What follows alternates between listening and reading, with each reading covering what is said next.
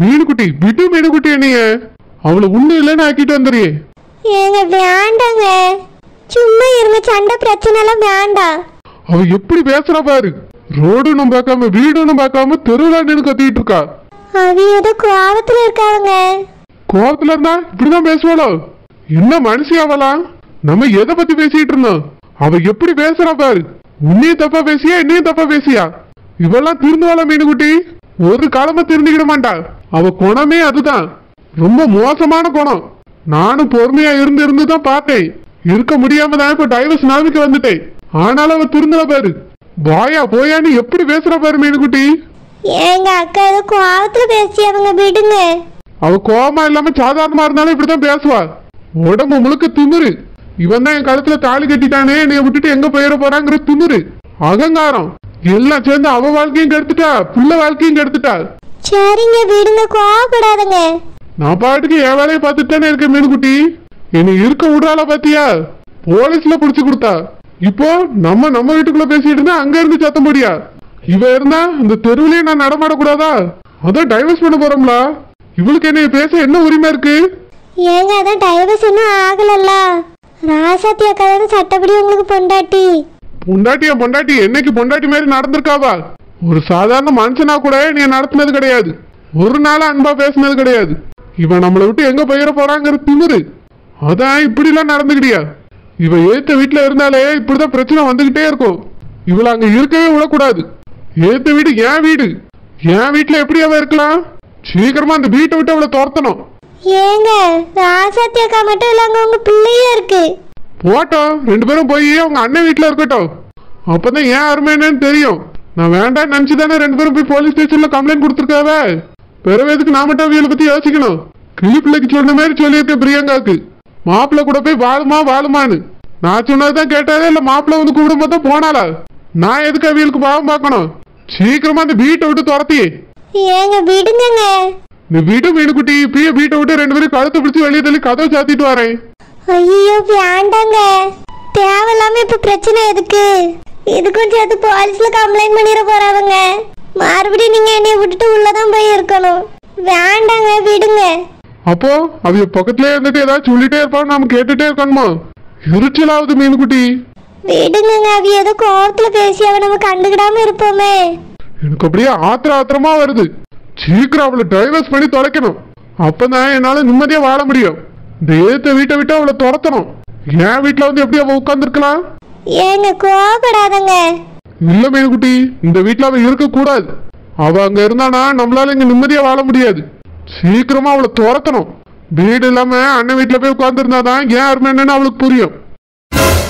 Mummy பாத்தீங்களா mummy, அந்த lady டாடிய உள்ள இழுத்துட்டு போயிருச்சு. ஆமா பிரியங்கா, ஏன் புருஷனை அவ இழுத்துட்டு போறா? வெக்கமா இல்ல மம்மி? டாடி ஏன் மம்மி இப்படி இருக்காங்க? ஏன் மேல கூட டாடிக்கு பாசமே இல்ல மம்மி. ஒரு தடவை கூட இந்த பக்கம் கூட வந்து பார்க்கவே இல்ல. ஜெயில இருந்து வந்ததுல இருந்து டாடி அங்கதான் இருக்காங்க. ஏன் மம்மி டாடி இப்படி இருக்காங்க? உங்க அப்பாவை அவன் மயக்கிட்ட பிரியங்கா. அதான் அங்கேயே போய் கால்ல விழுந்து கிடக்காரு. தாலி கட்டினா போதான்னு வந்தா, இப்போ என் வாழ்க்கையை பறிச்சு வச்சுக்கிட்டா. இந்த மனுஷனும் அங்கதானே போய் ஒளியாரு.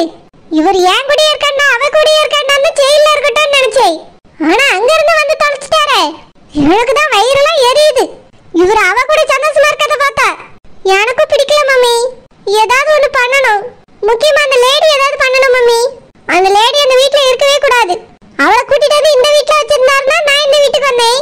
கொஞ்சம் கொஞ்சமா பேசி பேசி அவளை இந்த வீட்டை விட்டு துரத்துனேன். வேணும்னே அவன் அண்ணங்காரன் ஏத்த வீட்டை அவளுக்கு வாங்கி கொடுத்துட்டானே. அதனாலதான் அங்க வந்து உட்கார்ந்துருக்கா. இந்த வீடாவது உங்க அப்பா பேர்ல இருந்துச்சு, அது சொல்லி அவளை துரத்திட்டேன். அது அவ பேர்ல இருக்கு. அந்த வீட்டை விட்டு எப்படி அவளை துரத்துறது? மம்மி அந்த லேடியும் டாடியும் மட்டும் தானே அங்க இருக்காங்க. ஆமா, அவ அண்ணங்காரன் மட்டும் எப்பயாவது வந்து பார்த்துட்டு போறா. பேசாம ஆள் வச்சு அந்த லேடியை அடிச்சு துரத்திடலாமா மம்மி? ஆள் வச்சா நம்ம மேல கேஸ் வந்துட போகுது பிரியங்கா. வராத மாதிரி யாரையாவது வச்சு அடிச்சு துரத்திடலாம். எனக்கு இந்த லேடி எடுத்த வீட்டுல இருக்கிறதே பிடிக்கல மம்மி. அதுவும் நம்ம டாடி அந்த லேடி கூட இருக்க சுத்தமா பிடிக்கல. கண்டிப்பா ஏதாவது ஒண்ணு பண்ணணும் மம்மி. அடிச்சு துரத்திட்டோம்னா இதுக்கப்புறம் இந்த வீட்டுக்கே அது வராது.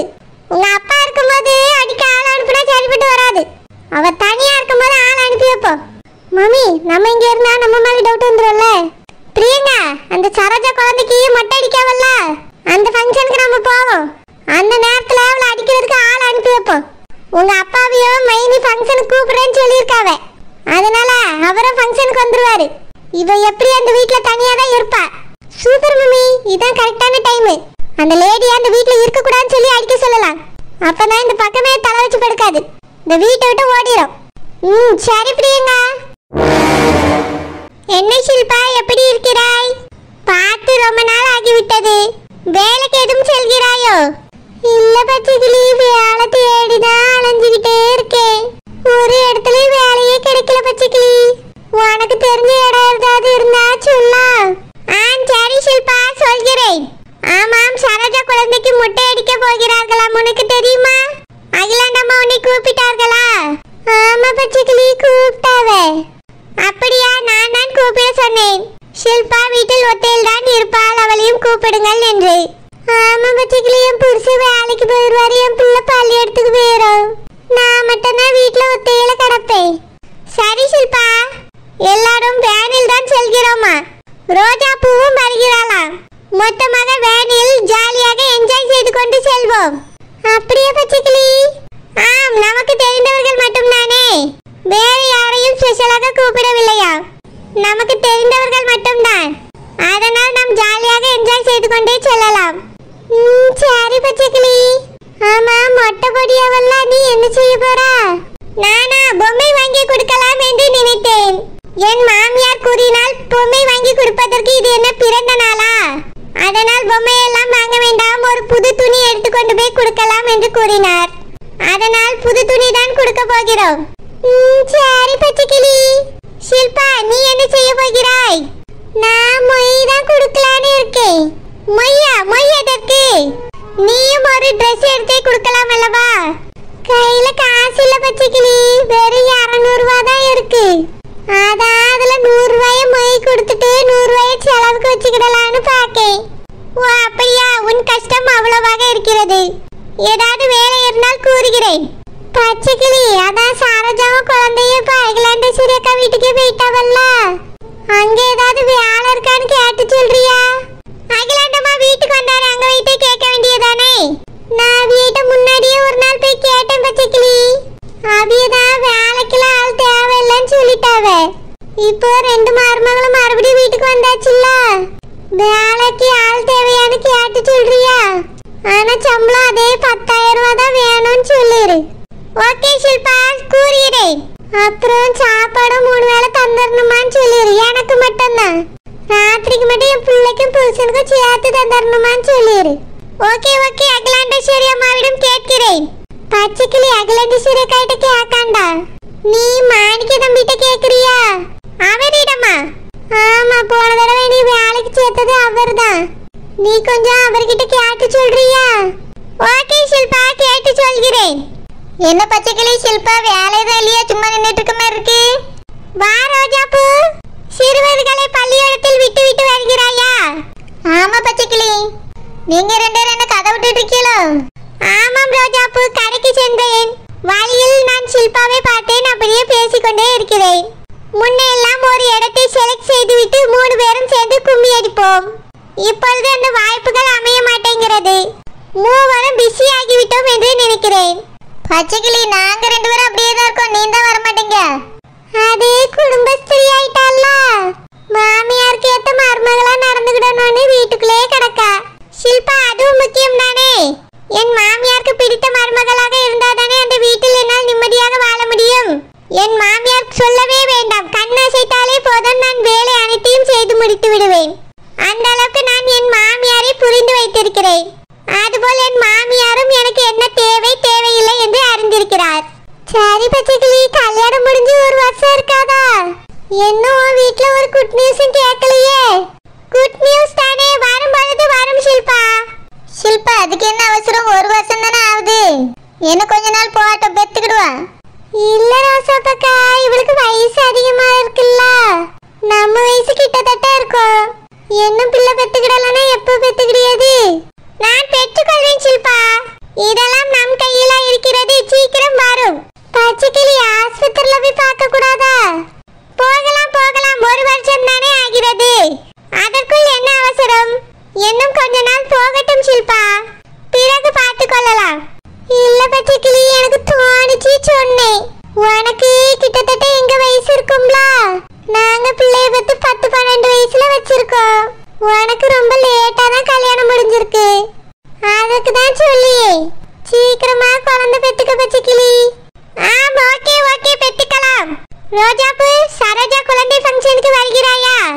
ஆமா, மொட்டையடிக்கு ஃபங்க்ஷனுக்கு தானே வருவேன். ஓனர்மா என்னையும் கூப்பிட்டாவ.